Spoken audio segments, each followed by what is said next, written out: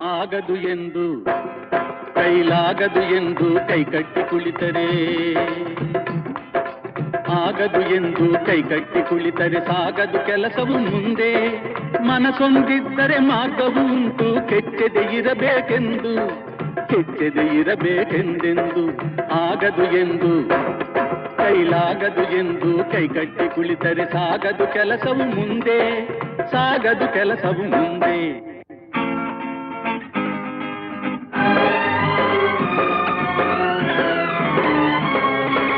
ಕೆತ್ತಲಾಗದು ಕಗ್ಗಲ್ಲೆಂದು ಎದೆಗುಂದಿದ್ದರೆ ಶಿಲ್ಪಿ, ಕೆತ್ತಲಾಗದು ಕಗ್ಗಲ್ಲೆಂದು ಎದೆಗುಂದಿದ್ದರೆ ಶಿಲ್ಪಿ.